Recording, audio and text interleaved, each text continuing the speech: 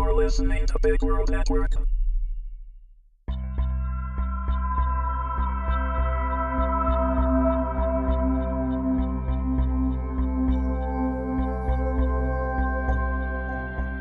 The Collector, Episode 1, Adam, written by Amanda Mavison, read by Blaze Duros.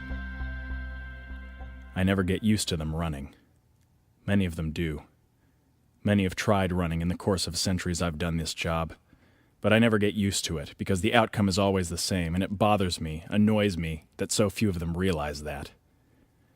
Tonight the man's footsteps echo sharply in the closed space of the alley I have followed him down. The alley is nicer than most, well paved and clean, so his expensive shoes clack loudly. The night is dark and overcast, with barely even a breeze. He can only see shadows when he glances back at me, trying to keep ahead, to keep running, but he is out of shape, and we've been at this for a while now, too long for him to continue on much longer. My steps are steadier. I can see him easily in the dark, a middle-aged man like many others, thinning hair, suit and overcoat from a long day at an office job that pays well enough to keep him interested, even though the work itself means little. I have taken many like him, and will again, but it is harder when they run. Time drags out, and I feel, maybe not sympathy, not really, but an echo of it, of the man I was once too, having made a similar deal. I watch this man, Carl Everson, 47, married, no children, made a contract just to get that next promotion early, burst forth from the mouth of the alley to be bathed in streetlights.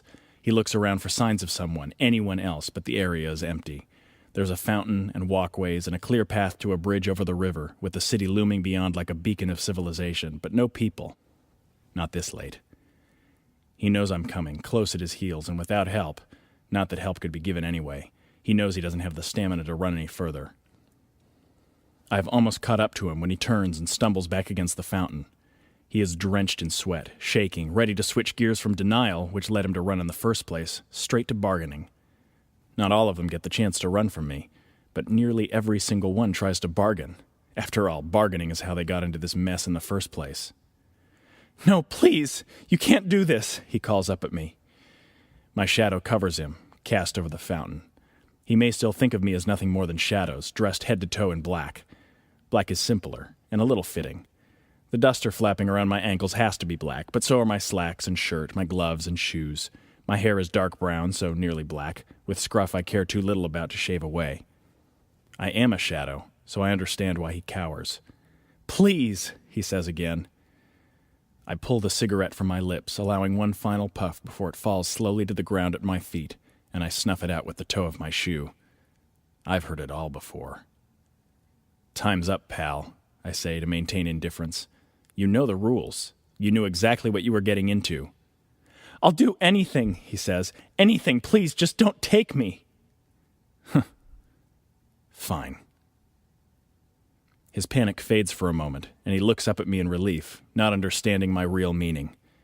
I can see the shadow of my duster starting to move before he realizes what is about to happen. "Just remember," I say, as his eyes fill with fear again, "you could have come willingly." A low growl precedes the full unraveling of the duster, forming like smoke before me into what a passerby could easily mistake for a well-bred German shepherd, only black, of course, and with eyes red as blood. The man tries to shield himself with his arms, crying out, "Please, please, no!"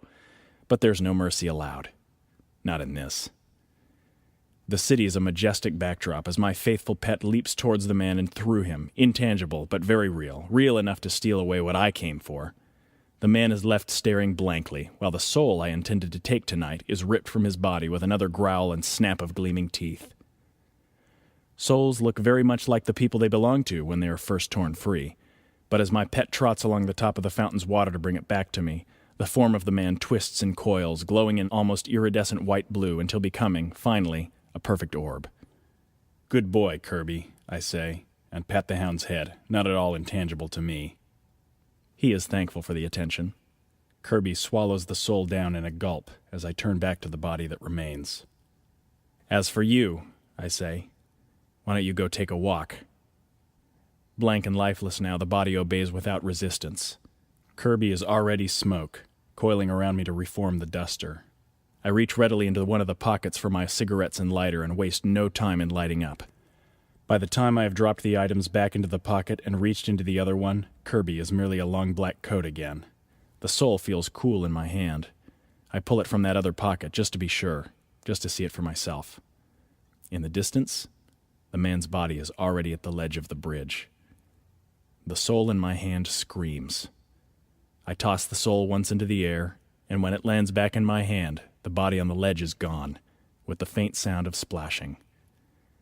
Pocketing the soul again, I turn for the alley I came from, smoke trailing behind me as I inhale and inhale again. God, I hate this job, I say to the air, because it's true, and there is never anyone around to listen to me anyway, though I do feel Kirby rustle slightly against me. I am many things, have been many things, but there is one thing I will continue to be until the last of this world crumbles away. You can call me Adam, the Collector. Visit BigWorldNetwork.com for more e-series samples, or sign up for a $3 a month subscription for full access to all written and audio e-series content, accessible from the website, mobile, or e-reader devices. Thanks for listening.